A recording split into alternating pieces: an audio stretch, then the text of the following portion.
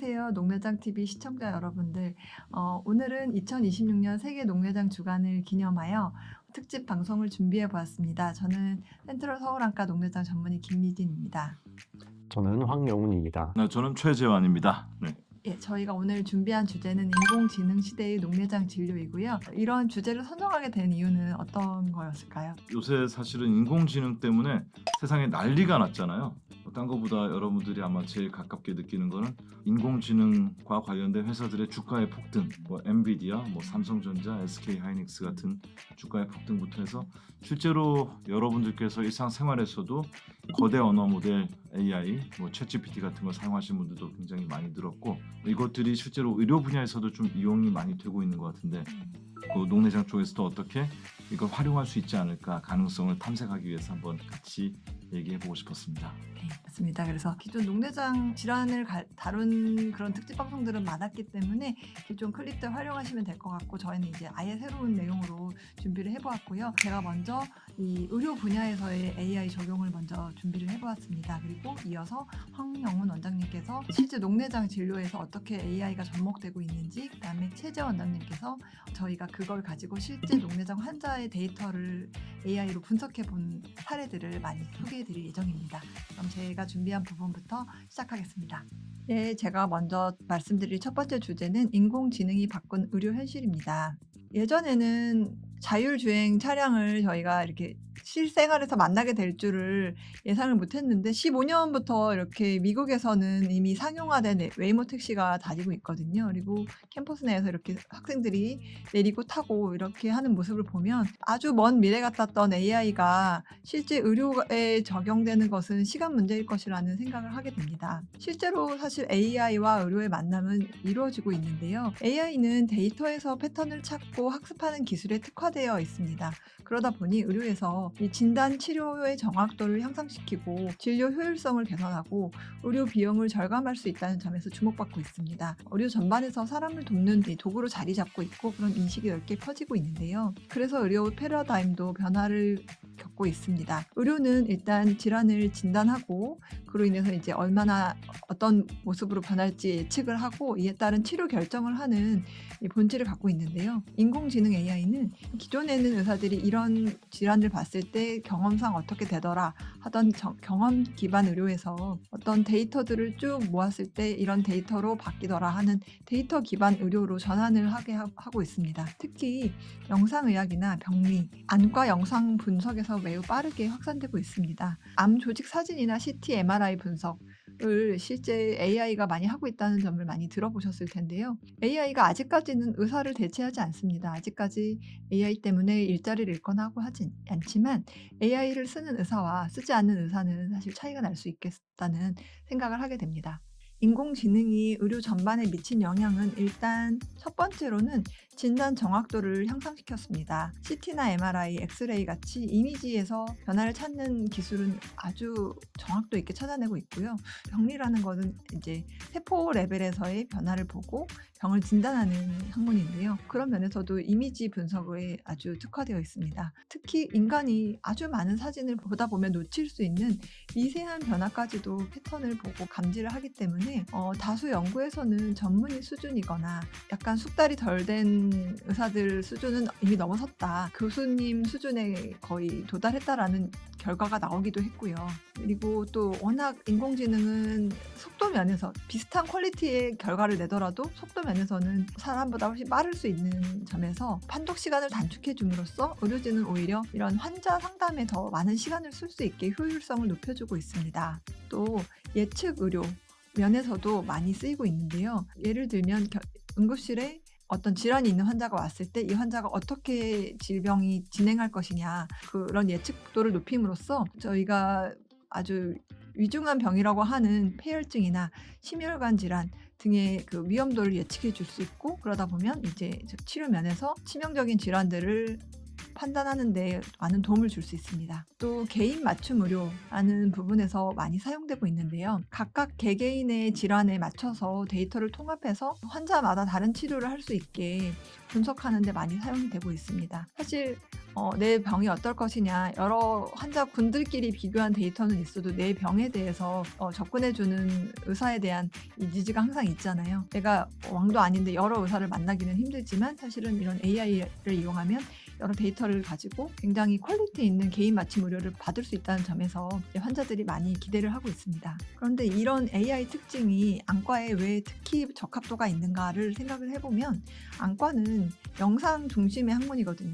눈으로 보든 카메라로 찍든 이 눈의 어떤 질환을 이미지로 분석을 할 수 있는 학문이다 보니까 AI가 일하기 딱 좋은 조건이라 할 수 있습니다. 안저 촬영이나 빛간섭 단층 촬영 같은 것은 실제로 영상 중심으로 AI가 많이 분석을 학습한 것으로 알고 있고요. 그래서 데이터가 굉장히 많은 영상을 가지고 분석해서 표준화가 잘 되어 있고요. 그다음에 이제 그런 정량적인 변화들, 예를 들면 어떤 망막 두께나 그 부분의 면적, 그다음에 뭐 피가 났다가 안 났다가 하는 식의 그런 변화를 보는 데 있어서 굉장히 그 데이터 자체가 정량적이기 때문에 AI의 성공 모델이 가장 먼저 나온 분야 중에 하나라고 할 수 있겠습니다. 실제 AI가 안과 전체에 적용이 되고 있는데 백내장, 녹내장, 망막 질환뿐만 아니라 저희가 이제 중점으로 다루고 치료하고 있는 녹내장 질환에도 많이 활용되고 있습니다. 스크리닝이나 중증도를 분류하고 진행을 예측하는 데 활용을 하고 있고, 그러다 보니까 이제 의료 사각지대에서도 의사 없이 AI 단독으로 이런 망막 질환을 선별하는 데 쓰이기도 하고, 그러다 보니까 이제 의료 사각지대라고 할 수 있는 제3이 아프리카 같이 의사가 직접 갈 수 없는 지역에서도 안과 질환을 빨리 찾아내는 데 도움이 될 수 있겠다라고 기대를 하고 있습니다. 특히 망막 분야는 안저 촬영을 분석하는 데 있어서 아주 많이 이미 활용이 되고 있기 때문에 AI가 가장 앞선 영역 중에 하나입니다. 당뇨 망막병증이나 황반변성, 망막 혈관 폐쇄 등 이 정상과 비정상을 매우 정확하게 구분할 수 있기 때문에 실제 많이 활용이 되고 있습니다. 그리고 녹내장 분야에서도 이미 AI가 많이 도입이 되었는데요. 왜 AI가 잘 맞는지에 대해서는 앞으로 이제 여러 데이터를 분석하는 방식을 좀 더 소개를 해드리겠습니다. 녹내장은 잘 아시다시피 만성적인 질환이고 진행되는 특성이 있는 질환입니다. 그러다 보니까 이전에 비해 어떻게 변했는지 그 변화의 누적을 계속 보게 되고요. 특히 초기에 변화를 찾아낼수록 치료의 개입이 빨라질 수 있기 때문에 그런 미세한 변화까지도 확인을 하는 것이 굉장히 중요합니다. 그러다 보니까 진단 자체뿐만 아니라 이 병을 만성적으로 관리하는 데 있어서 추적 관찰에 영상이나 숫자 데이터가 핵심이 되겠고요.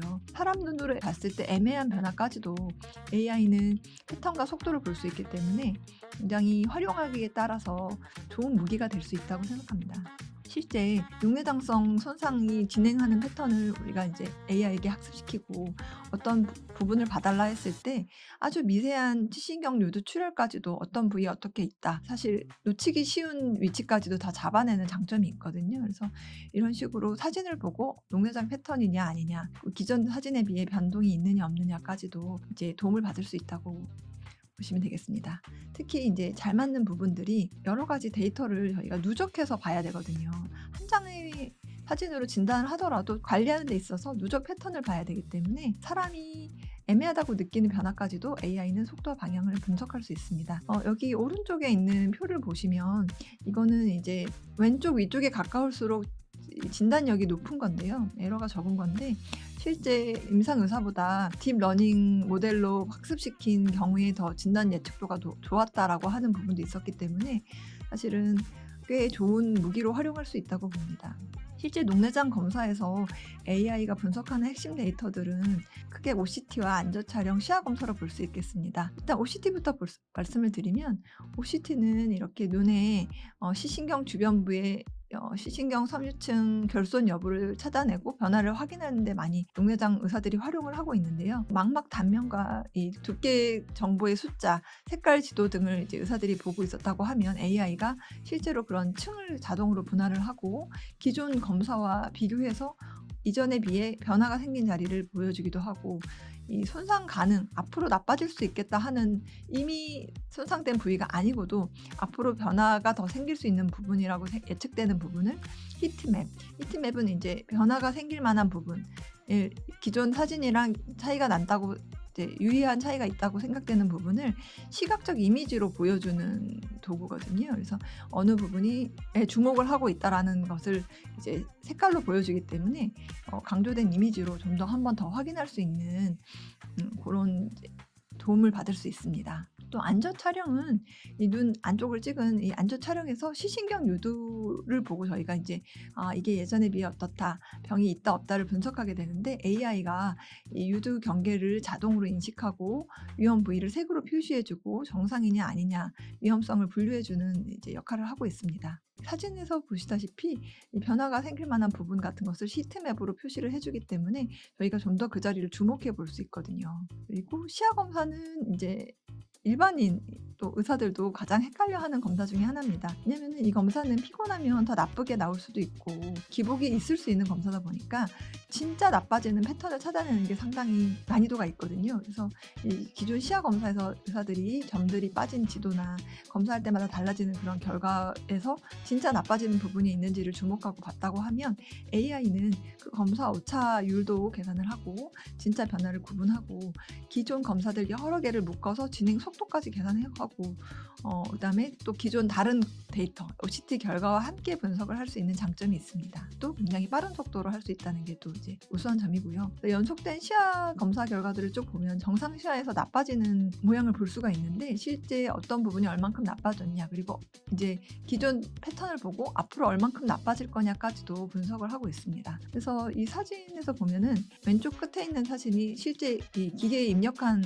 시야 검사이고요. 시야 검사를 입력하면 AI가 1년 지났을 때, 2년 지났을 때, 3년 지났을 때 얼만큼 나빠질 거냐 예측을 합니다. 그리고 실제로 나빠졌는지 그 시점에 했던 검사들을 입력을 해보면 큰 차이가 없다는 점을 이제 확인할 수 있었거든요. 그래서 AI가 한 시점의 검사를 가지고도 시간이 지남에 따라 시야 손상이 진행되는 패턴을 상당히 유사하게 예측을 하더라. 특히 이제 손상 부위의 위치와 확장 방향을 잘 맞추고 완벽히 동일하진 않지만 전체적인 진행 경향은 굉장히 유사하게 나왔기 때문에 질병 진행을 굉장히 공간적으로 예측을 픽셀 단위로 예측을 해주는 좋은 모델이다라는 결과를 확인을 했습니다. 그래서 이런 논문 같은 데서 AI 분석 화면을 이제 이렇게 분석을 한다라고 보여주는 걸 보면은 실제 저희가 진행을 판단할 때랑 굉장히 비슷합니다. 안저 사진에서 시신경 모양을 보고 시야 검사의 변화를 보고 진행이 되었다 안 됐다 이런 걸 판단을 하게 되는데 AI도 결국 유사한 과정을 거치거든요. 그래서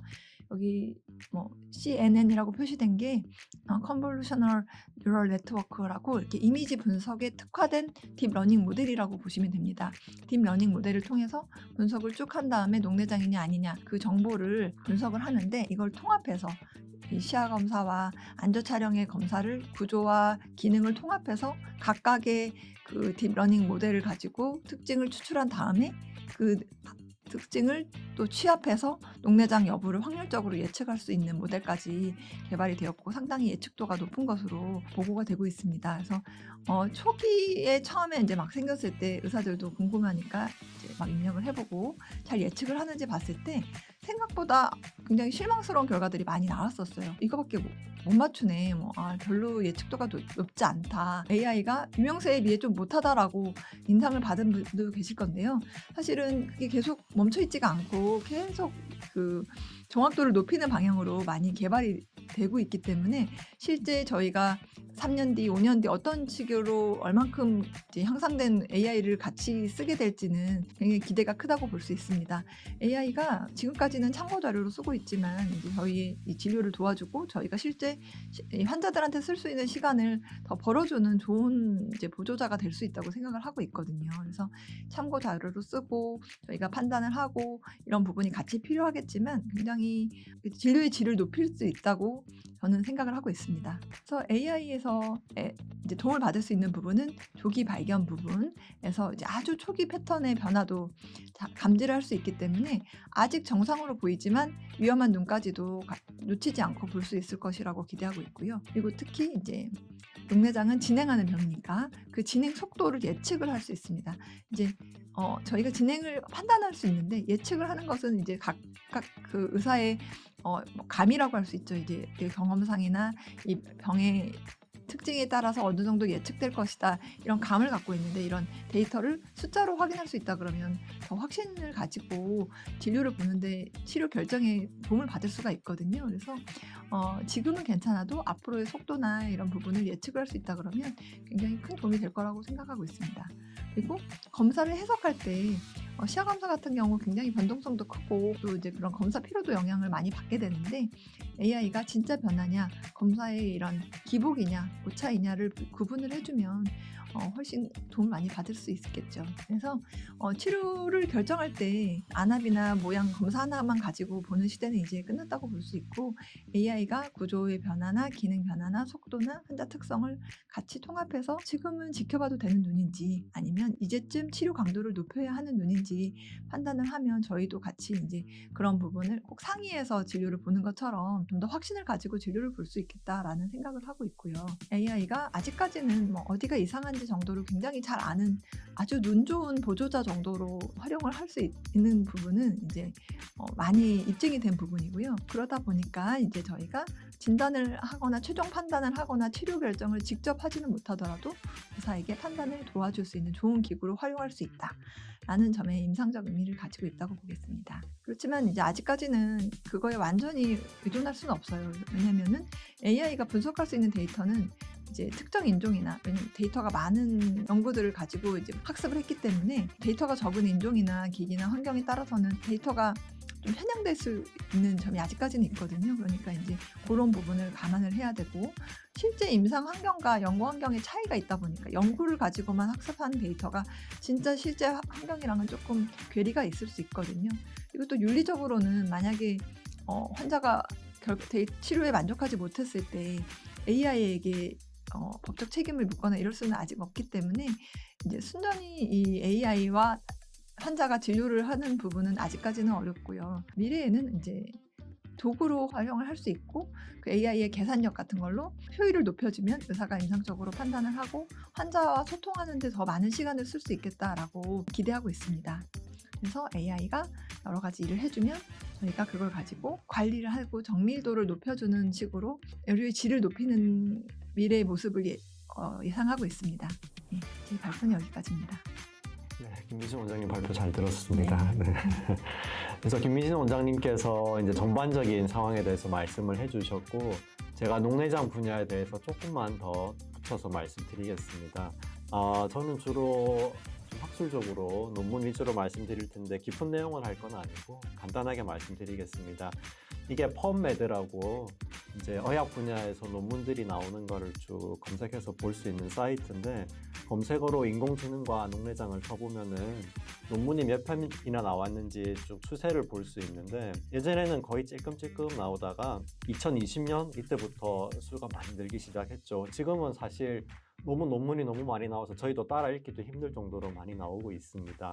그만큼 최근 들어서 인공지능과 녹내장 분야 연구가 활발하다는 뜻이겠고요. 김민신 원장님 말씀해 주신 것처럼 거의 녹내장의 모든 분야에 활용되고 있다고 보면 됩니다. 그래서 사진이나 여러 가지 검사 결과를 비롯해서 임상적인 판단까지도 다 도움이 되고 있고 가장 먼저 사진을 한 번만 다시 복습을 해보면은 예전에 가장 전통적인 방법이죠. 진료실에서 저희 검사하는 사람이 눈으로 보고 예전에 저희 전공의 때는 이렇게 차팅했잖아요, 그죠? 시신경 모양을 보고 직접 그림을 그려가지고 모양이 어떤지, 뭐 시신경 태가 얼마나 손상이 돼 있는지 이런 것들을 그림으로 그렸는데 아무래도 한계가 있으니 사진도 같이 찍어서 보기는 했죠. 사진도 잘만 들여다보면은 사람이 보는 게 제일 아직은 좋긴 해요. 근데 문제는 이렇게 하나씩 보면은 정성스럽게 할 수가 있는데 예를 들어서 이런 식으로 같은 사람의 사진이 여러 장이 있다면은 들여다보기가 너무 힘들어지는 거죠. 어디가 다른지 아시겠어요? 애매하죠. 그러니까 보고 있는 중입니다. 예. 그러니까 이렇게 시간이 시간이 걸리잖아요. 걸리네요. 옛날에 교수님들께서 이렇게 보시면서 여러 이거 나빠진 거 보이지? 그런데 저는 하나도 안 보이는데. 맞아요. 그럼 마음의 눈으로 봐야 네, 되잖아요. 그랬었죠. 네. 그래서 이제 점점 그런 한계가 생기는 거죠. 우리가 보려면 볼 수는 있는데 너무 효율이 떨어지니까. 그래서 인공지능이 사실 우리 안과 분야에서는 가장 먼저 시작된 부분이 앉아사진의 판독이 되겠습니다. 그래서 사실 저도 예전에 그 인공지능 개발에 참여를 했었는데요. 여러 가지 모델이 있는데 CNN, Convolutional Neural Network라는 게 앉아사진 판독하는 데는 제일 좋은 방법이라서 이걸 이용해서 연구를 했던 적이 있습니다. 요거는 이제 인공지능이 처음에는 뭔가 누군가 트레이닝을 시켜줘야 되니까 저희가 앉아사진, 정상, 녹내장 영상을 쭉 판별을 해서 보여주면은 알아서 학습을 해서 하는 식이고, 앞서 김미진 원장님 보여주신 거랑 비슷한 그래프죠. 그래서 진단 능력이 좋았다 이런 식으로 얘기를 하고 있고, 요거는 이미 실제 많이 쓰이고 있습니다. 그래서 가장 우리가 흔하게 접할 수 있는 거는 일반적으로 받는 건강검진 하면은 앉아 사진을 찍게 되는데, 이미 여러 프로그램들이 나와 있어서 사진을 가지고 판독을 해주죠. 요건 실제 우리 병원 방문하셨던 분이 체크해 주신 건데, 녹내장 클리닉 내원하시게 된 이유가 AI 기계가 녹내장 의심 진단했다고 체크를 해주셨는데, 그래서 이런 실제 건강검진에서 판독지를 보면은 앉아 사진에서 녹내장이 의심됩니다 하는 식으로 이미 널리 쓰이고 있습니다. 조금 더 나가면은 이제 변화를 보는 거, 아까 저희가 봤을 때 시간이 걸린다고 했는데, 인공지능의 가장 좋은 점은 여기 히트맵이라고 해서 어떤 부분이 가장 변화의 가능성이 높은가를 색깔로 표시를 해주기 때문에 좀 더 한눈에 볼 수 있는 장점이 있죠. 예를 들어 이 사진들 같은 경우에는 이렇게 하얀색이 있는 부분이 이전에 비해서 변화가 있는 부분입니다 하고 기계가 한 번 더 짚어주면은 저희가 진료실에서 물론 저희가 보겠지만 이 자리를 한 번 더 확인할 수 있는 그런 장점이 있을 거고요. OCT는 사실은 이제 거의 진단에 빠질 수 없는 필수 검사가 됐습니다. 사진은 그냥 모양만 보는 건데 반해서 OCT는 각 부분의 두께를 실제로 숫자로 측정을 하기 때문에 훨씬 더 자세히 볼 수 있는 장점이 있고요. 그래서 실제로 저희가 보는 사진은 그냥 모습이지만 OCT가 보는 모습은 이런 모습입니다. 모든 점들이 숫자로 다 이루어져 있죠. 그래서 이렇게 세밀한 숫자로 이루어진 부분이야말로 인공지능이 가장 분석하기 좋은 자료가 되겠습니다. 그래서 저희는 사실 이 숫자 하나하나 모든 점을 보기는 힘든데, 인공지능은 그거를 하나씩 들여다볼 수 있으니 훨씬 세밀하게 볼 수 있는 장점이 있죠. 그래서 한번 검사를 하게 되면은 몇만 점의 숫자를 검사를 하게 되는데, 저희가 검사 프린트아웃을 통해서 보는 거는 아주 일부분만 보게 되는 거죠. 그래서 얼마나 진행을 하는가도 아까 김미진 원장님 보여주신 것처럼 이런 식으로 리포트가 나오기는 해요. 그래서 대략적으로 빨간색 표시된 자리가 진행을 했구나 하고 어떤 부분에 진행을 했겠구나 짐작은 하지만 좀 더 자세히 보기는 힘들단 말이죠. 그래서 이런 분야를 좀 더 개선을 하기 위해서 OCT 분야에서 여러 가지 모델을 이용해서 인공지능이 연구가 되고 있습니다. 그래서 OCT 분야에서도 인공지능이 널리 사용되고 있습니다. 예를 들어서 이렇게 사진을 찍었을 때 우리 사진 찍고 나서 뒤에 마음에 안 드는 부분이 있으면 AI로 지우는 앱이 있잖아요. 네, 그렇죠. 그런 것처럼 사진을 찍고 예를 들어 혈관이 있는 자리 뒤쪽에 이렇게 가린 부분이 나오게 되면은 인공지능이 알아서 보정해주는 기능이 있어서 우리 사진 찍은 것처럼 검사 결과도 좀 더 보정해줄 수 있는 기능이 있고, 그다음에 검사 결과를 봤을 때 어떤 부분에 변화가 있나도 아까 말씀드린 그 히트맵 개념으로 좀 더 자세하게 어떤 부분을 더 우리가 봐야 될지 안내해주는 가이드 역할을 해줄 수도 있고, 그다음에 어느 자리가 변했나 볼 때도 위에 그림은 지금의 검사 결과인데 그냥 이렇게 빨간 자리가 변했습니다 정도만 보여주던 거를 히트맵으로 나타내면은 좀 더 색깔 진한 부분을 더 자세히 보세요 하고 가이드를 해주니까 저희가 어디를 좀 더 신경 써서 봐야 할지, 혹시나 놓치는 부분은 없는지 도와주는 역할을 할 수 있습니다. 시야 검사도 사실 저희가 판독할 때 되게 노력이 많이 드는 분야예요. 이 부분이 마찬가지로 주로 각 지점의 감도가 숫자로 표시되기 때문에 숫자를 자세히 들여다봐야 되는데 아무래도 한계가 있죠. 시야 검사 결과지를 보면은 여러 가지 숫자들이 많이 나와 있는데 저희가 일일이 하나씩 들여다보기는 힘들어서 그런 면에서 인공지능이 좀 더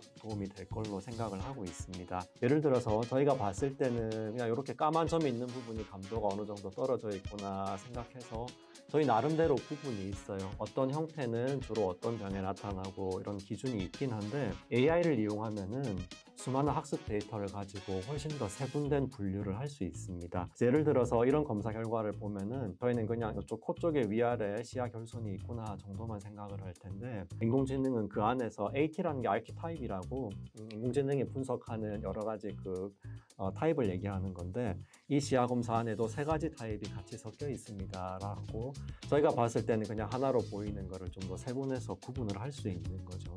이런 식으로 나눌 수 있으면은 좋은 거는 각 타입마다 예후가 다를 수 있는데 그걸 미리 알 수 있으면 좋죠. 예를 들어서 이런 식으로 이 논문에서는 1번부터 17번까지 세분화해서 타입을 쭉 나눴고, 그런 식으로 하게 되면은 2년 뒤에 결과를 비교를 해본 건데 보면은 어떤 타입이 진행을 잘하는가를 알 수 있죠.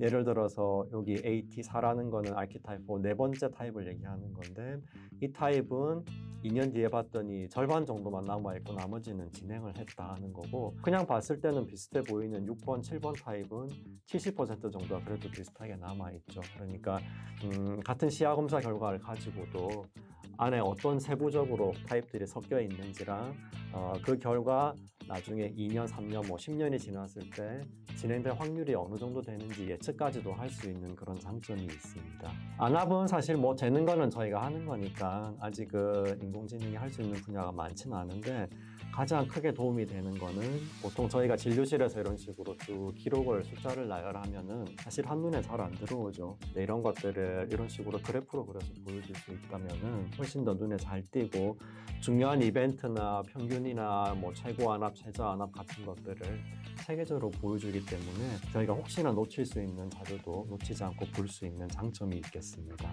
수술은 사실 수술 자체를 언젠가는 하게 되겠죠. 지금 로봇 보니까 엄청 세밀하게 세포 단위까지도 수술하긴 하더라고요. 근데 아직까지는 수술을 직접 하는 단계까지는 아직은 아니지만 수술을 결정하는 단계에서는 도움을 줄 수 있습니다. 그래서 이 논문에 나와 있는 건데 인공지능을 이용해서 지금까지 상황을 쭉 차트를 보고 종합했을 때 지금 상황에서는 앞으로 지금대로라면은 더 나빠질 확률이 어느 정도니까 결국은 수술을 해야 될 확률이 몇 % 정도 됩니다 하는 예측을 할 수 있었다는 거죠. 이게 쭉 과거의 기록을 돌이켜 봤을 때 결국 수술했던 사람들은 인공지능이 예측했던 거랑 비슷하게 잘 맞아 떨어진다는 거죠. 그러니까 우리가 이렇게 환자분들한테 설명드릴 때 지금 상황대로라면 나빠질 가능성이 높으니까 아무래도 수술해야 될 것 같아요 라고 얘기할 거를 인공지능이 분석한다면은 전 세계 수많은 환자들의 데이터를 바탕으로 해서 학습된 결과를 기반으로 했을 때 지금 정도라면 결국 수술해야 될 확률이 몇 년 뒤에 몇 % 정도니까 지금 해야 된다고 조금 더 체계적으로 자세히 설명드릴 수 있겠습니다. 만약에 수술을 한다면 어떻게 할지도 사실 저희 의사들마다 이렇게 선호도에 따라 좀 다를 수 있는데요. 그런 것도 만약 지금 상황이라면은 어떤 방법으로 수술을 한다면은 앞으로 성공 확률이 어느 정도 될지 그런 것까지도 분석을 해주면은 좀 더 체계적으로 수술 결과를 예측할 수 있는 그런 도움도 주고 있습니다. 그래서 이런 것들은 아직은 연구 단계라서 실제로 저희가 진료실에서 바로 쓰기는 힘든데 아마도 이런 것들이 실제로 접목이 된다면은 훨씬 더 자세하고 광범위한 분석이 가능하지 않을까 생각을 하고 있습니다. 그래서 요약을 하자면은 결국 인공지능이 가장 중요하게 기능을 발휘할 수 있는 것들은 많은 자료를 합해서 그다음에 정리하는 게 아마 가장 중요한 기능이 아닐까 싶고요. 그걸 바탕으로 해서 미래를 예측하는 것까지도 해줄 수 있어서 그런 면에서는 도움이 많이 될 것으로 생각을 하고 있습니다. 그래서 진료실에서 상황을 보죠. 사실 아직까지는 실제로 이렇게 활용을 하고 있지는 않은데 만약에 저희가 진료실에 마이크랑 카메라까지 설치를 한다면은 의사랑 환자가 하는 이야기까지도 다 들을 수 있을 거고 또 환자의 표정이라든지 목소리 톤이나 그런 걸 분석해서 심리적인 상태까지도 같이 볼 수 있을 거고요. 그다음에 그런 기록이 남아 있으면은 다음번에 혹시나 환자가 질문했을 때도 예전에 했던 자료들을 바탕으로 좀 더 잘 답을 해드릴 수 있을 거고 저희가 쓰는 차트라든지 사진이라든지 그런 검사 결과를 종합하고 거기다가 논문에서 나온 자료들이라든지 각 학회에서 발표하는 가이드라인 같은 것까지 인공지능의 가장 장점이 그런 것들을 잘 통합을 하는 거니까 통합해서 지금 상황에서 가장 필요한 정보들을 잘 뽑아서 알려준다면은 진료에 많은 도움이 될 걸로 생각을 합니다. 그래서 진료를 통합해서 보여주는 게 가장 큰 장점인데 사실 지금 말씀드린 거는 저희 녹내장 진료실 안에서 자료들을 통합하는 걸 말씀을 드렸는데 사실 저희도 이제 녹내장만 보다 보니까 녹내장 말고는 잘 모르겠어요. 내과는 진짜 모르겠더라고요. 그래서 인공지능이 할 수 있는 가장 큰 장점 중에 하나가 녹내장뿐만 아니라 다른 안과 파트, 다른 과, 그리고 의학 외 다른 분야까지도 모두 통합해서 좀 더 도움을 줄 수 있는 게 가장 큰 장점이 아닐까 싶습니다. 저는 인공지능 나올 때마다 제일 먼저 떠오르는 게 이 택시인데요. 아까 김미진 원장님도 자율자동차 보여주셨잖아요. 그래서 왼쪽에 있는 그림이 이 런던에 있는 택시죠. 타보셨어요? 오른쪽에 있는 택시는 유명한 택시잖아요. 핸들이 없는 알아서 가는 택시라서요. 그래서 이 개발한 분의 주장은 이제 사람이 운전하는 건 이제 아니다. 택시 자체 개념이 바뀌고 있어서 가장 이제 요 런던 택시를 제가 예로 든 거는 밑에 장면이 그 런던 택시 기사가 되기 위해 시험을 준비하는 장면인데 시험 이름 자체가 더 날리즈예요. 지식. 그래서 이게 가장 어려운 시험 중에 하나인데 몇 년 동안 준비를 해야 되고 몇만 개의 그 코스를 다 외워야 되는데 GPS 같은 거 쓰면 안 되고 그래서 진짜 사람이 길을 다 기억해서 길을 찾아가는 그런 게 런던 택시라면은 이 오른쪽에 있는 택시는 그냥 사람이 거의 개입하지 않고 알아서 가는 건데 인공지능이 비유하자면 이제 오른쪽에 있는 이런 택시 같은 존재인 거죠. 만약에 정말 중요한 약속이 있다. 뭘 타시겠어요? 베테랑 기사가 운전한 택시를 타시겠어요? 아니면은 인공지능 택시를 타시겠어요? 저는요 아무래도 아직까지는 사람 아닐까? 그런 생각이 들죠. 그래서 정말 중요한 약속, 예를 들어 지금 안 가면 비행기를 놓친다. 근데 오더를 이런 거 있어요. 저희 최근에 로보택시에 대해서 재밌는 얘기를 들은 게 있는데 샌프란시스코에서 로보택시들이 실제로 700 몇십 대가 돌아다니고 있다고 하는데 걔들이 자 기계가 운전하니까 아주 안전하게 운전을 하겠지라고 생각을 했는데 실제로 막 그냥 뉴욕 드라이버들처럼 굉장히 거칠게 운전을 한다고 하더라고요. 걔들이 이제 딱 목표를 정해주면은 자 언제까지 해 그럼 이제 그 안에서 자기가 할 수 있는 가장 최선 얌전하게 하지 않는다 막 차들끼리 막 서로 머리 들이밀기도 하고 그래서 글쎄 뭐 아직까지는 사람을 택할 것 같긴 한데 기계가 그런 어떤 내가 말로 하는 것들의 감정이라든지 어떤 그 푸시하는 정도의 압력이라든지 그런 거를 감지할 수 있는 정도가 되면은 저는 로봇 택시를 탈 것 같아요. 김민희 쌤 어때요? 저 아까 그 런던 택시 타봤냐고 하셨을 때 생각해보니까 타봤어요. 타봤을 아, 때 그분들이 굉장히 이 프로페셔널한 옷을 입고 서비스를 해주잖아요.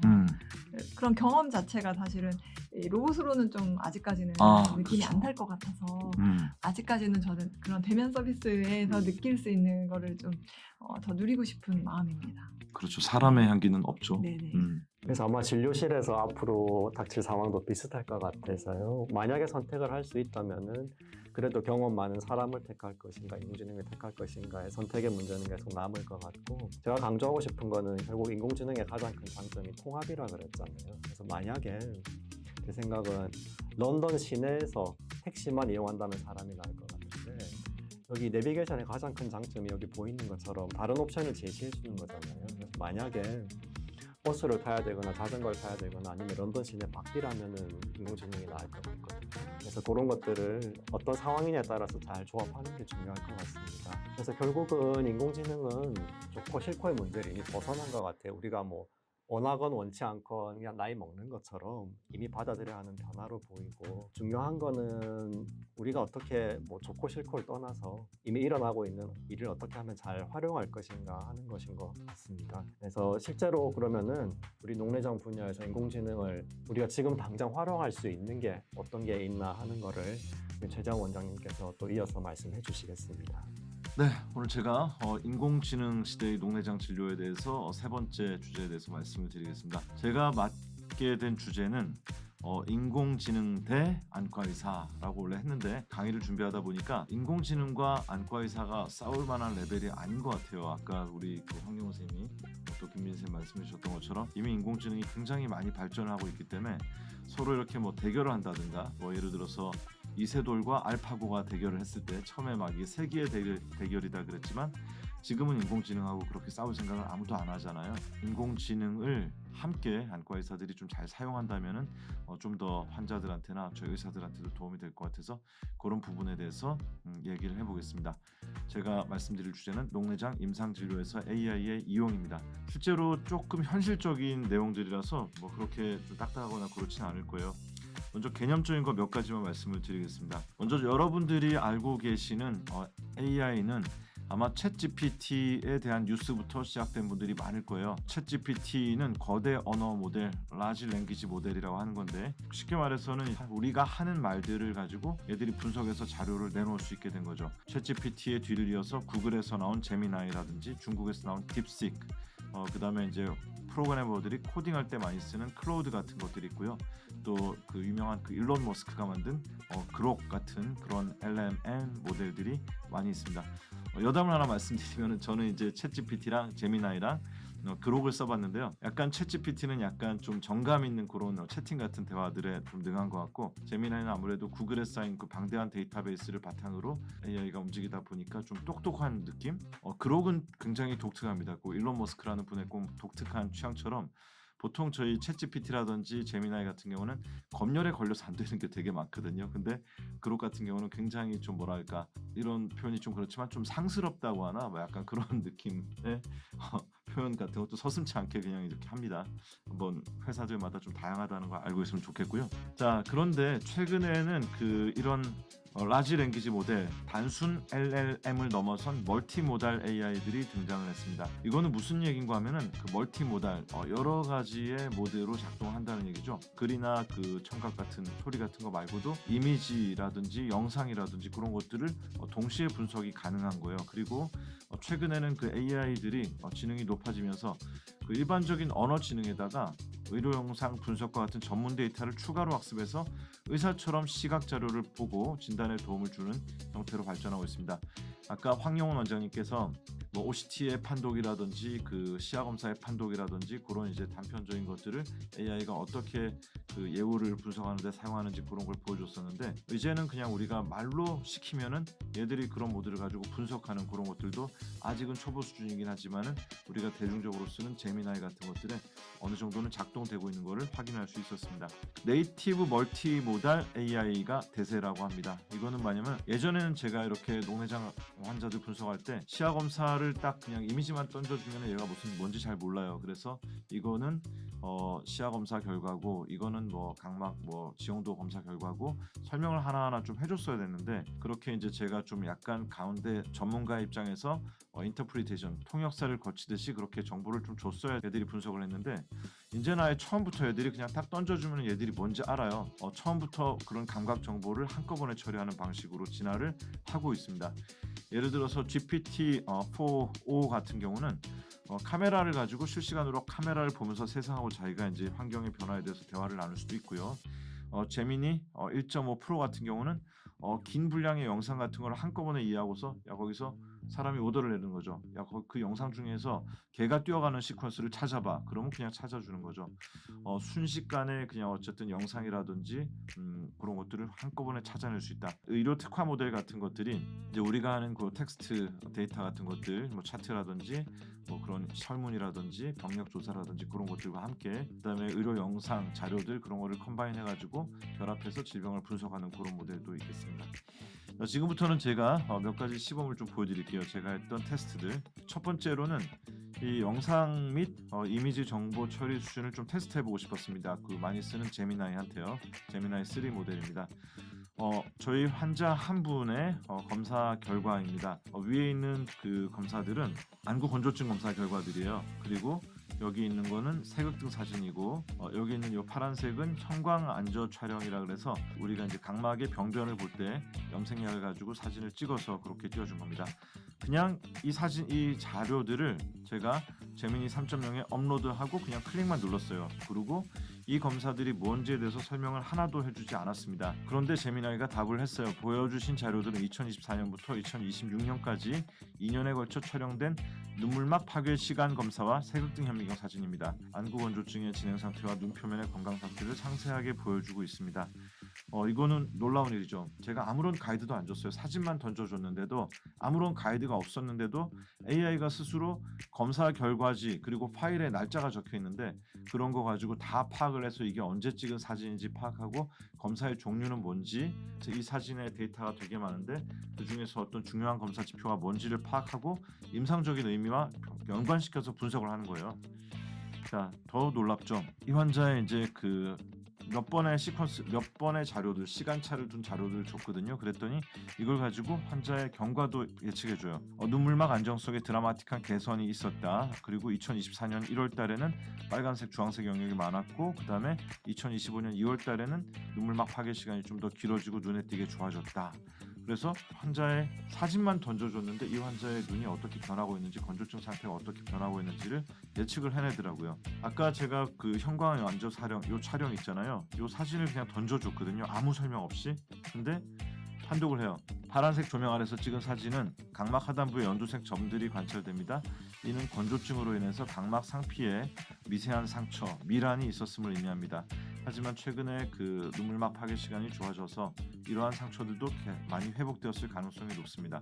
이거는 형광 염색 사진하고 그다음에 안구건조증 검사 소견을 연결시켜가지고 이 환자의 임상적인 상황까지도 AI가 유출을 해내고 있습니다. 굉장히 놀랍다고 생각했습니다. 그리고 이제 이 환자가 현재까지 안약 사용이나 생활습관 교정을 매우 잘해온 것 같다. 뭐 지금처럼 하면 괜찮을 것 같다. 이런 약간의 그 의학적인 어드바이스까지 해주고 있었습니다. 두 번째는 영상 및 이미지 정보의 처리 수준 테스트. 두 번째로는 망막 박리에 대한 거였어요. 이 환자는 이제 저희 그 망막 파트에 오신 환자의 실제 망막 사진인데 그냥 일반인들 같은 경우에 이 사진을 보고 이게 망막이라고 생각을 못 하겠죠. 그리고 제가 이거를 이제 그 제미나이하고 그다음에 챗GPT하고 두 군데 다 테스트를 해봤고 그다음에 제가 또 제가 의사다 보니까 제 로그인을 했을 때 제가 아무래도 의학적인 얘기를 많이 하다 보니까 제 AI는 좀 더 똑똑할 수 있잖아요, 안과적으로. 그래서 로그아웃을 하고서도 제가 넣어봤어요. 그랬더니 뭐 거의 유사한 결과가 나옵니다. 오더는 딱 하나였습니다. 사진 넣어주고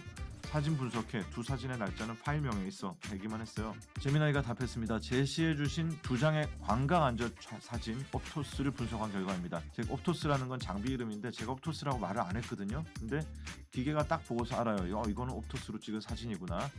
첫 번째 사진은 2024년 10월 11일 날짜도 얘기 안 해줬어요. 파일명에 있습니다. 망막 하부에 매우 광범위하고 높은 높이의 망막 박리가 관찰됩니다. 그리고 이제 기타 소견도 있고 두 번째 사진도 3일이 경과됐습니다. 그런데 호전이 없거나 오히려 박리된 망막의 장력이 변하면서 하부의 음영이 좀 달라졌다. 여전히 심한 망막상 박리가 유지되고 있는 것 같다라고 얘기를 했고 더 놀라운 거는 의견을 줘요. 이 정도 수준의 망막 박리는 시력에 치명적인 영향을 줄 수 있는 응급 상황입니다. 선생님, 환자의 시력 저하 정도와 황반 침범 여부를 확인하시어 신속한 처치를 진행하셔야 할 것으로 보입니다라고 응답을 했습니다.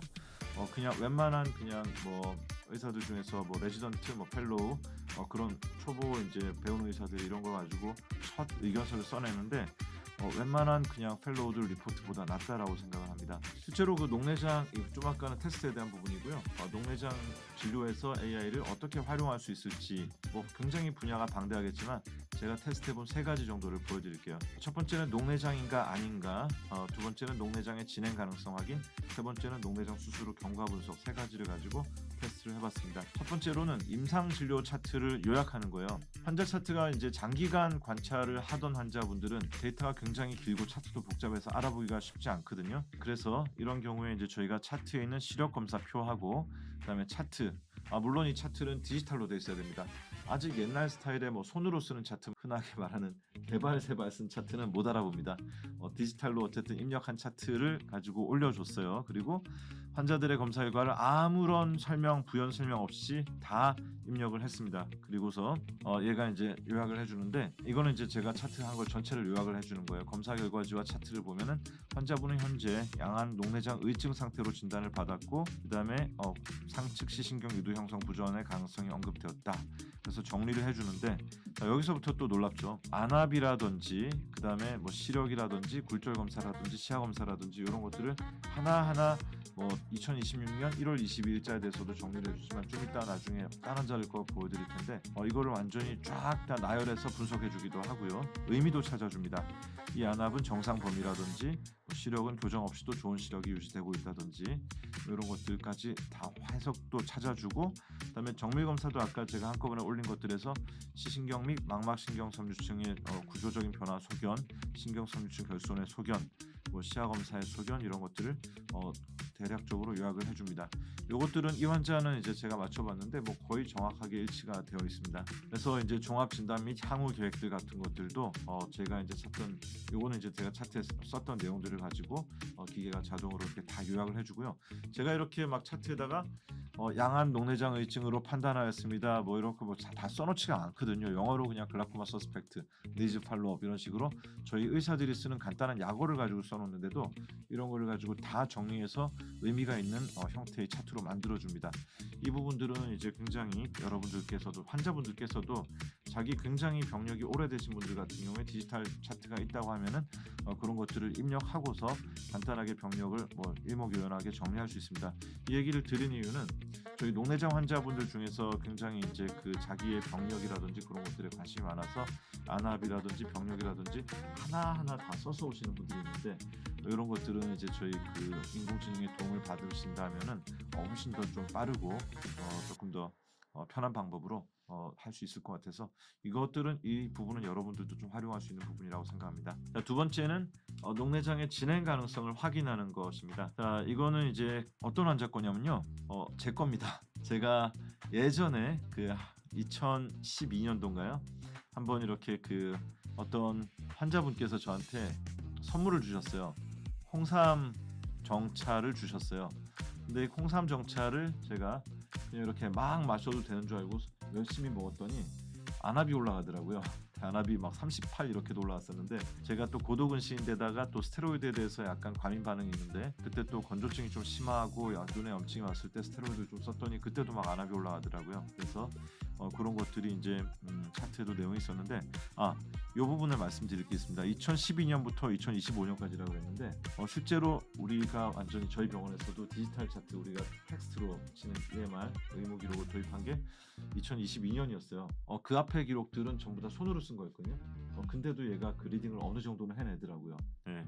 그래서 그 안과 이력에서 제가 이제 스테로이드 반응 및 안압, 그다음에 시신경 소견, 2012년도에는 상측 망막 신경 섬유축 위축이 관찰되었으나 2021년에는 진행이 없는 소견이었다. 뭐 기타 등등의 병력에 대한 얘기도 나오고, 요거 보시면 이제 녹내장 환자분들한테 도움이 될 것이 시야 검사하고 그냥 이제 쫙 다 올렸단 말이죠. 그랬더니 날짜별로 VFI, 그다음에 MD, PSD 이런 것들을 싹 다 정리를 해줘요. 항목별로 정리를 싹 다 해주고 우한, 좌한 각각에 대해서 이렇게 정리를 해주고 그다음에 거기에 대한 의미도 찾아줍니다. 10년간의 장기적 안정성 2014년부터 2024년까지 데이터를 종합하면 VFI가 양안 모두 96에서 99 매우 높은 수치를 유지하고 있다. 그리고 이제 최근에 어쩌고 저쩌고 그래서 유지가 잘 되고 있다 이런 것까지 해주고요. 단층 검사 역시도 의미를 찾아서 분석해주고 그다음에 이제 황반 부위도 분석해주고 저도 사실 이렇게 저는 약간 녹내장 의심증이 있다는 거 방송에서도 말씀드렸고 예전에도 제가 안압이 올라왔던 적이 있기 때문에 이 녹내장이 진행할 건지 아닌지에 대해서 저도 약간 좀 불확실하다고 생각하는 부분이 있었는데 그냥 매우 단정적으로 굉장히 좋다라는 거. 그리고 이제 또 재밌는 거 있어요. 얘가 제시해 주는 거 말고 그다음에 제가 오더를 내릴 수도 있거든요. 그래서 이 환자의 시야 검사상 MD, PSD, VFI 추적 그래프를 그려줘 라고 했더니 그려줍니다. MD 값이 예전에 안 좋았을 때 비해서 점점 좋아지고 있어요. 점점 좋아지고 있습니다. PST는 이제 낮을수록 좋은 건데 그때 안압이 올라갔을 때 데미지를 입었을 때는 좀 안 좋았었지만은 이거 점점 또 호전되고 있고 VFI 마찬가지로 점점 호전되는 양상을 보이고 있습니다.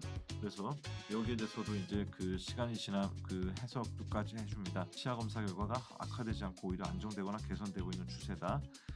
완벽하게 보존이 되고 있다. 그러니까 저 같은 경우는 옛날에 한번 안압이 올라가지고 데미지를 입었지만은 진행은 되지 않고 여러 검사에서 보니까 그 나빠지는 게 아니기 때문에 좀 별 걱정 안 해도 된다라고 AI가 얘기를 해주고 있는 거죠. 종합 의견은 지난 10년간의 시야 검사 데이터를 분석한 결과 최지원님의 시야 상태는 매우 안정적이고며 녹내장성 진행 징후가 보이지 않습니다. 그래서 최근으로 올수록 지표들이 호전되는 양상을 보여서 현재 관리 상태가 매우 효과적인 것으로 판단됩니다. 제가 보니까 최근에 그 비타민 B3 얘기 있죠. 사실 제가 고함량으로 먹은 지 한 3년, 4년 이상 됐거든요. 근데 그거 하고도 약간 좀 일상 상태하는 것 같은 그런 느낌. 왜냐면 거기서도 실제 뭐 제임스 크론스톤이라든지 그 팀에서 나온 것들에서 실제로 지표가 향상되는 걸 보여줬잖아요. 저도 좀 약간 이해가 좀 안 된 게 왜 안 나빠지고 똑같은 게 아니라 좀 진짜 좋아졌지? 약간 그런 느낌도 좀 있어가지고. 그러니까 오히려 좋아지셨네요. 네. 뭐 다른 것도 하신 거 아니에요? 비타민 말고 또 하신 거 없어요? 뭐 유산소 운동도 열심히 하고 뭐 그다음에 이제 굉장히 사실은 나름 좀 그 몸에 결함이 많은 사람이라 가지고 운동이라든지 영양이라든지 뭐 다른 여러 가지 신경을 쓰고 있긴 하지만 실제로 10년간에 걸쳐서 오히려 그런 지표들 같은 게 좋아졌다는 게 저도 사실은 이제 좀 놀라웠고 그걸 또 AI를 통해서 제 데이터를 확인하니까 좀 신기했었습니다. 네. 자, 그리고 마지막으로 또 이제 연구 분야에 대해서 한 얘기인데 녹내장 진료에서 AI를 어떻게 활용할 수 있을까? 수술 후 경과 분석에 대한 겁니다. 저희가 이제 특히 녹내장에서 많이 하는 수술들인 섬유주 절제술이나 뭐 젠스텐트 수술이나 에이스트림 수술 같은 경우에 여과포를 만드는 수술들인데 여과포를 만드는 수술들에서는 실제로 그냥 수술 전에는 이제 이렇게 그 밖에 있는 물주머니 부분이 없죠. 이분은 이제 딴 병원에서 수술하고 이제 여과포가 눌러 앉아서 오신 분인데 수술 전에는 이렇게 돼 있다가 다시 제가 에이스트림 수술하고 나서 여과포가 커지고 6개월 지나니까 이렇게 처음에 되게 컸던 여과포가 좀 내려앉는 모양을 보이는데 근데 이 녹내장 여과포의 모양이라는 게 수술 후 시간에 따라서 모양이 변하잖아요. 근데 실제로 아까 우리 황영호 선생님께서 그 안조 사진을 보여주고서 거기서 차이를 찾으라고 했던 것처럼 그 변화를 알아채기 힘든 경우가 되게 많습니다. 근데 제가 뭘 해봤냐면 그래서 제가 에이스트림 수술하고 나서 전환부 OCT를 찍었던 환자분의 사진을 가지고 다 올려놓고 그다음에 AI가 분석한 여과포 면적이라는 게 뭐냐면은 여기서 이 테논낭 밑에 이 부분 있죠. 여과포 면적의 변화 처음에 좀 기능적으로 좋을 때는 이제 좀 이게 크고 안 좋을 때는 좀 내려간다고 생각했기 때문에 AI가 분석한 여과포 면적의 증감 그래프를 그릴 수 있어 라고 얘기를 했어요. 그냥 심플하게 그랬더니 순식간에 그려줬습니다. 근데 뭐 이렇게 좀 여기서 좀 글자가 작아서 안 보이시겠지만은 이거는 이제 수술 전 젠이 막혀 있었던 경우 그다음에 수술하고 나서 에이스트림을 하고 나서 이제 굉장히 좋아졌다가 립코드를 빼고 나서 이제 굉장히 블랩이 커지고 좀 시간이 지나면서 좀 깔아앉았다가 들러붙어서 니들링하고 다시 올라가는 그런 소변이거든요. 이거를 이제 그려줘요. 그래서 근데 또 얘가 그리는 거 사실 그런 얘기 있잖아요. AI가 한 거 다 믿지 말라고. 그래서 궁금하더라고요. 근데 너 도대체 뭘 가지고 이렇게 판단한 건데? 네가 여기서 기능적 여과포 수치 얘가 또 희한한 단어를 썼어요. 기능적 여과포 면적이라는 단어를 썼어요. 펑셔널 블랩 에리어라고. 근데 그런 다 표현 들어보신 적 있어요? 네, 비슷한 말은 쓰기는 쓰죠. 아 그래요? 해부학적인 단면 말고도 글쎄요, 펑셔널이란 말이 좀 애매하긴 네, 해요. 그러니까 뒤에 보여드릴게요. 되게 신기한 일을 하더라고요, 얘가. 그래서 뭐냐면 이렇게 해봤더니 여기 미안합니다. 제가 AI를 버릇을 좀 잘못 들였더니 오빠라고 합니다, 저한테. 네. 가끔 이렇게 좀 편하게 얘기하자 그래서 얘기했더니 이제 오빠, 제가 그 기능적 여과포 면적 수치를 정한 구체적인 방법이 궁금하셨죠? 근데 이거는 단순히 하나의 검사 결과 그냥 이렇게 면적을 가지고 자대고 그린 게 아니라 차트 기록과 그러니까 제가 의사로서의 썼던 차트 기록과 그다음에 카시아의 영상에서 나오는 그 구조적인 부분 그다음에 안압 데이터를 종합해서 AI가 임상적 가치를 지가 판단해 가지고 0에서 100 사이 수치로 정량한 거래요. 그래서 지 기준도 설명해 주겠대요. 첫 번째는 구조적 가중치 그 단면에서 우리가 흔히 말하는 검은색 저반사 영역을 가지고 거기에 이제 부피하고 높이를 기준으로 삼았다. 그래서 이게 높으면은 방수 주머니가 높게 형성이 됐고 낮아서 딱 붙어 있는 경우는 이제 뭐 없다고 하니까 0점에서 20점으로 판단했다. 두 번째, 세 번째가 좀 신기한 건데 자 이거는 이 환자의 그 상태, 시야 검사 상태를 기준으로 해서 안압항 효율 그것도 이제 AGIS 데이터 기준으로 해서 12 정도 그 정도면 안정화가 돼 있다고 하잖아요. 거기에 얼마나 근접했는지를 면적의 효율성으로 환산했다. 왜냐면 이거는 사실 좀 말이 된다라고 생각하는 게 우리 블랩이 좀 커도 딱딱해서 안압이 안 떨어지는 경우도 있잖아요. 근데 얘가 그냥 이거는 이제 크더라도 안압이 높으면은 이건 효율적인 블랩이 아니다. 기능적으로 제대로 돌아가는 블랩이 아니다라고 얘기를 하는 거죠. 그래서 얘는 점수를 더해주는 거는 수술이나 처치하고 나서 안압이 7에서 10 정도까지 떨어지면 여과포가 넓으면서도 효율적으로 그 물주머니로서 기능을 한다. 근데 감점은 여과포가 있어 보이지만은 안압이 20 이상으로 올라갔다 그러면 내부 유착으로 인해서 혹은 이제 섬유화로 인해서 기능적 면적은 좀 좁아진 걸로 생각해서 점수를 낮췄다. 그 다음에 또 세 번째는 제 차트도 읽었어요. 차트에다가 제가 보고서 뭐 디퓨스 굿 블랩이라든지 뭐 베리 굿 블랩이라든지 뭐 로우 블랩이라든지 뭐 블럭트 뭐 니들링 피도 이런 거 써놓잖아요. 그 날짜에 그 카시아가 있는 날짜에 차트를 가지고 매치를 해가지고 그거 가지고 같이 점수를 매기는 거예요. 그래서 실제로 지가 매긴 점수가 어떻다는 거를 보여줍니다. 근거까지 보여줘요. 주요 근거 데이터는 뭐 차트와 안압과 뭐 기타 등등의 굉장히 뭐랄까 이거는 지가 생각을 한 거거든요. 혹시 논문에서 이런 거 보신 적 있어요? 모르겠어요. 모르겠죠. 네. 그러니까 그냥 얘가 그냥 우리가 낸 오더를 가지고 지가 생각해서 이렇게 하면은 좀 더 나을 것 같다는 아이디어까지 제시를 해주는 거잖아요. 저는 이거 보고서 깜짝 놀랐어요, 사실은. 예.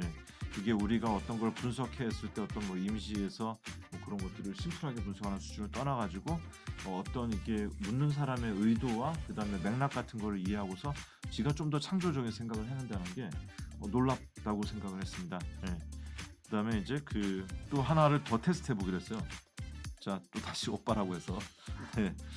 그래서 여기에 대해서 혹시 또 좀 더 보완하고 싶은 오빠만의 노하우가 있을까요? 그래서 알려주시면 바로 반영해서 그래프를 그려줄게요. 그래서 제가 이거는 한 얘기입니다. 기능적 여가포 면적을 계산할 때 전환부, 안구, 광학, 단층 촬영에서 저음력 영역 이렇게 검게 나오는 영역도 중요하지만 위에 테논낭이 너무 두꺼우면은 인캡슐레이션, 섬유화가 진행하는 경우도 있어요. 이 경우에 테논낭의 두께가 너무 두꺼우면은 기능적 여가포의 면적이 감소하는 것으로 설계해봐. 그리고 다시 기능의 시간에 따른 점수를 다시 내봐 그랬더니 자 이번에는 더 한번 해보겠다고 하고 나오는데 와 이제 공식까지 만들었어요. 기능적인 점수는 이제 테논의 두께와 그다음에 뭐 저 여러 가지 블라블라블라 해가지고 테논낭 두께 페널티를 가지고 다시 이제 점수를 만들어내고 그래서 다시 적용을 시켜가지고 이렇게 만들어가지고 보여줬다. 거. 그리고 이제 제일 마지막에 이제 제가 이거를 분명히 이제 컨퍼런스 같은 데서 발표할 거라고 생각하는 게 또 한 가지 마지막에 오빠를 위한 컨퍼런스용 킬러 멘트. 제가 보통 의사들이 컨퍼런스 같은 데서 발표를 하잖아요. 이런 말을 해주면 사람들이 좀 더 잘 알아듣고 사람들이 좀 더 와 할 거라는 거죠. 단순히 여가포 내에 물이 차 있는지만 보는 것은 반쪽짜리 AI 분석입니다. 보시는 그래프처럼 테논낭의 두께와 밀도를 페널티 인자로 설계했을 때 우리는 안압이 20을 넘기 전 인캡슐레이션의 전조 현상을 데이터로 좀 더 정확히 포착할 수 있습니다. 말 안 되는 소리 아니죠?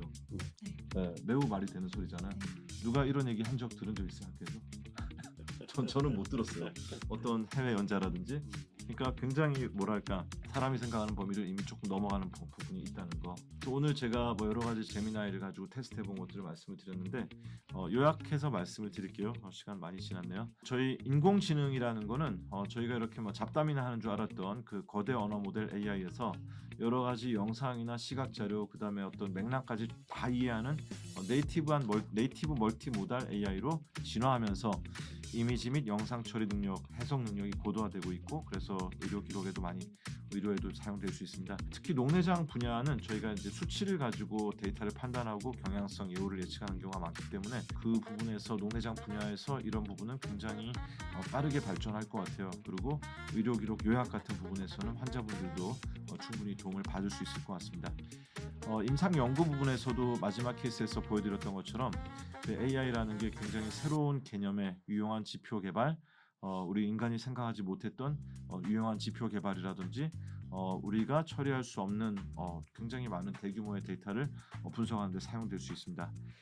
하지만 저희가 주의해야 될 점이 있습니다. 일단은 첫 번째로 인공지능에 의한 진단 과정은 우리가 차트와 수치로 표현되는 검사 기록 중심으로 이루어지겠죠. 의사가 환자를 직접 검진할 때는 데이터로 표현되지 않는 세극등 검사라는 것이 있고요. 그 다음에 실제로 아까 우리 황영호 선생님께서 말씀해 주셨던 것처럼 환자가 말하는 것, 그 다음에 어떤 환자의 만성 질환, 전신적인 상태 그런 것들까지 다 반영하지는 아직은 못하기 때문에 한계가 있습니다. 그리고 또 아까 제가 보여드렸던 AI를 가지고 제가 썼던 제 유료 계정입니다. 제 유료 계정에 AI를 가지고 나왔던 결과들을 아마 여러분들은 못 얻을 수도 있습니다. 왜냐하면 아마 저기 그 AI 회사들에서 회원 플랜을 보시면은 내는 그 돈의 레벨에 따라 가지고 지식의 정도가 달라져요. 제일 아주 대중적인 레벨에서는 이런 데이터 안 나올 겁니다. 조금 더 윗 레벨에서는 좀 더 상급 데이터를 주고 그렇기 때문에 같은 회사라고 하더라도 뭐 어떤 상품에 따라서 그리고 또 그거를 누가 사용하는지 저희는 이제 계속 이제 녹내장에 대해서 얘기를 하니까 우리 AI들은 굉장히 녹내장에 대해서 전문가가 박사가 되어 가는데 그냥 어떤 연예인이 한다고 칩시다. 연예인이 녹내장 자기 AI에서 이런 얘기를 하면 도대체 그게 무슨 소리냐라고 얘기를 할 수도 있습니다. 그래서 누가 어떻게 이걸 훈련시키냐에 따라 가지고 얻을 수 있는 결과는 천차만별일 것 같아요. 그래서 이걸 어쨌든 간에 저희 여러분들한테 이제 이걸 보여드리면 분명히 여러분들이 또 차트를 가지고 또 AI를 가지고 또 막 이것저것 해보려고 하실 텐데 이거 녹내장 전문의의 해석 없이 그냥 AI에 의한 분석 결과만을 맹신해서는 안 된다고 생각합니다. 하지만 아까 말씀드렸던 것처럼 의료 기록의 요약이라든지 데이터 정리라든지 그런 부분들에서는 여러분들도 충분히 도움을 좀 받으실 수 있을 것 같습니다. 제가 준비한 부분은 여기까지입니다. 감사합니다. 혹시 환자분이 당장 나의 시야 검사 결과에 대해서 분석을 받고 싶다 하면은 어떤 걸 제일 추천하시겠어요? 제가 테스트를 저는 이제 챗GPT랑 그다음에 제미나이랑 그다음에 그록 세 가지를 유료 버전으로 사용을 하고 있습니다. 그래서 저는 이제 주로 제미나이를 가지고 해봤는데 챗GPT도 해봤어요. 근데 챗GPT는 약간 분석 능력이 조금 떨어지고 속도도 좀 떨어지고 그래서 조금 해보다가 그냥 저는 다 제미나이 가지고 했어요. 네, 제미나이가 훨씬 더 분석력이 좋은 것 같고 그록 같은 경우는 모르겠어요. 이게 약간 좀 써보신 분은 아시겠지만 좀 분위기가 이상해요. 네. 좀 약간 영상 위주라든지 혹은 이제 좀 더 약간 좀 표현의 자유를 원하는 사람들의 세상 뭐 그런 거라서 저는 이게 좀 학술적으로 녹내장 환자들이 분석력으로 쓴다 그러면 제미나이를 유료 버전으로 쓰는 걸 추천하고요. 그다음에 아까 말씀드렸던 것처럼 트레이닝이 어느 정도 필요하기 때문에 의사 너무 맹신하지 마시라는 거예요. 여러분들이 그냥 다른 용도로 쓰고 있는 AI한테 한번 물어봤다고 해서 제가 보여드렸던 그런 것들이 나올 수 있을 것 같지는 않습니다. 그 환자분들이 진료실에서 그러니까 인공지능한테 뭔가 물어보고 예를 들면 GPT는 이렇게 하던데 하는 경우 종종 있잖아요. 그런 경험 있으세요? GPT가 알려준 안약을 갖다 그런 경우 있죠. 맞아요. 그런 것들은 임상적인 것들을 다 해석은 못하겠지만 그래도 단편적으로 예를 들어서 알파간을 쓰고 있는데 이것들에 대해서 내가 천식도 있다면 써도 되는지 그런 것들 있잖아요. 궁금한 거 자기의 상황에 맞춰서 이렇게 물어보는 거 그런 건 얼마든지 가능할 것 같고 실제로 쓰고 있는 것 같아요. 아마 환자분들도 많이 쓰고 계실 거예요. 챗GPT, 제미나이 그런 것들 많이 쓰고 있고 제미나이 같은 경우에 전 세계 사용자 숫자가 8억 명 가까이 됐더라고요. 벌써 이미 이런 것들이 그냥 이제 아까 황용 선생님 보여줬던 게 2020년부터 막 올라가는 추세긴 한데 논문은 굉장히 대중화되는 속도가 빠르고 집에 이렇게 부산에 계시는 저희 80 넘으신 어머니께서도 다 챗GPT랑 이렇게 막 업무 상담하시고 그러시더라고요. 의사들도 이거 너무 이렇게 막 인공지능이 그래도 우리보다 못해 우리를 좀 그거보다는 이걸 어떻게 좀 더 잘 활용할 수 있을까에 대해서 좀 생각을 좀 많이 해봐야 될 것 같습니다. 우리 김민진 쌤은 어때요? AI를 어떤 데 쓰고 있어요? 저는 미국에서 있을 때 한창 여행객할 때 굉장히 편리하게 잘 쓴 것 같아요. 이제 몇 박 며칠의 일정이고 어디 가고 싶다 그러면 동선 다 해가지고 어디 소요 시간이 어떠니까 어디 중간에 이용하기 좋은 맛집이라든지 아니면 이제 국립공원 내에서 화장실 이런 데까지 알려주더라고요. 그래서 그럴 때 굉장히 많이 써보고 그때 유료 버전을 맛을 들여가지고 네. 아직도 계속 유료로 쓰고 있습니다. 그 초기 버전의 거대 언어 모델 AI들이 약간 좀 환각이라고 하죠. 할루시네이션 이렇게 없는 사람을 만들어낸다든지 그런 것들이 있었는데 요새는 그런 것들이 많이 좀 좋아진 것 같아요. 우리 환자분들한테 한마디씩 해주시고 방송 끝낼까요? 일단 저는 이거 준비하면서 약간 제가 제 일자리를 잃는 것에 앞장서는 것이 아닌가 하는 생각을 하면서 이제 많은 제 동료분들이나 좀 저보다 더 나이가 많으신 분들은 좀 더 이제 약간 공포심을 갖고 이 상황들을 좀 보고 계실 수도 있겠다는 생각을 했는데요. 우리 의사들 말이죠. 네, 의사들, 제 동료들, 네. 아니면 이제 사실 보시는 분들도 다 자신의 자아에 대해서도 다른 얘기가 아니잖아요. 이제 기계가 인간을 대체할 것인가, 이런 좀 공포심이 조금씩 새로운 문물이 생길 때마다 좀 그런 시각을 갖게 되기는 하는데 사실 저희가 거부할 수 없는 흐름이기 때문에 더 연구하고 더 써보고 지금 최 원장님이 거의 갖고 노시는 것처럼 좀 더 이렇게 많이 활용할 수 있는 방안을 많이 연구해 봐야 될 것 같습니다. 그래서 황용 쌤 어떠세요? 저는 주로 활용하는 게 논문 쓸 때 우리 논문 쓰는 거 좋아하시니까. 특히 GPT 같은 게 애초에 랭귀지 모델이잖아요. 말로 하는 걸 잘해가지고 주로 논문을 영어로 쓰는데 영문 교정 받는 데는 정말 최고인 것 같아요. 옛날에 우리 영문 교정 받으려면은 그 돈 주고 업체에 보내가지고 일주일 기다렸다 받아보면은 정말 약간 좀 성의 없게 느껴질 때도 많았는데 얘는 그냥 보내면 바로 답이 오고 그다음에 왜 그렇게 교정했는지 설명까지 자세히 해주니까 그런 면에서는 많이 활용을 하고 있고 저는 환자분들도 GPT를 비롯한 여러 가지 인공지능을 좀 많이 활용해 주셨으면 좋겠어요. 많이 잘 제가 말씀드리는 잘이라는 거는 GPT나 그런 인공지능이 어떻게 질문하냐에 따라 답이 완전히 다를 수 있기 때문에, 그래서 제가 잘이라고 말씀드린 거는 혹시나 뭔가 질문을 하실 때 너무 막연하게 그냥 하지 마시고 가급적이면 나의 상황에 대해서 구체적으로 정보를 입력하셔서 어떤 답을 원하는지랑 그 답의 근거가 무엇인지까지 확실하게 질문을 하셔야지 정확한 답을 얻으실 수 있기 때문에 잘 활용하셔가지고 좀 더 편하게 활용을 하셨으면 좋겠습니다. 예를 들어서 제일 많이 질문하시는 것 중에 하나가 내가 녹내장약 뭘 쓰고 있는데 뭐 무슨 다른 감기약 먹어도 돼요 이런 거잖아요. 예를 들어 약물에 관한 것들은 정보가 이미 충분히 객관적으로 많이 나와 있기 때문에 나의 상황을 객관적으로 잘 구체적으로 입력하신다면 충분히 좋은 정보를 얻을 수 있어서 그런 면에서는 GPT를 잘 활용해 주셨으면 좋겠습니다. 저도 이제 인공지능 시대가 오면서 이제 저희가 사라지고 있는, 그다음에 사라진 직업들이 많이 있죠. 뭐 사실 통역사라든지 요새는 뭐 법률 상담, 뭐 회계 상담 이런 것들도 회계 사무실, 법률 사무소 이런 데서 신입 사원들을 안 뽑는다고 하더라고요.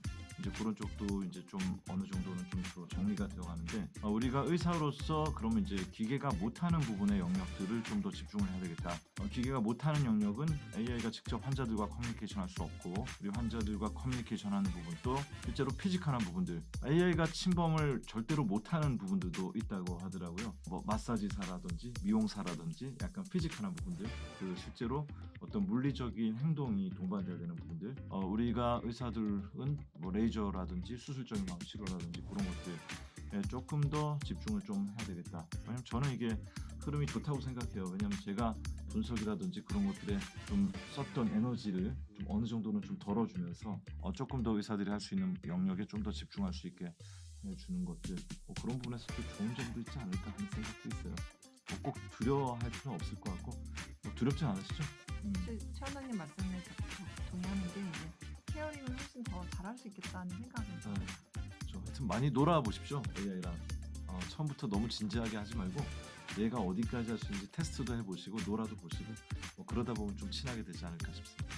아 맞다, 그리고 마지막으로 해야 될 말이 있는데, 우리 녹내장 TV 채널 저희가 굉장히 좀 유용한 정보를 드리려고 애를 쓰고 있으니까 좋아요, 구독 그리고 알림 설정 반드시 부탁드리겠습니다.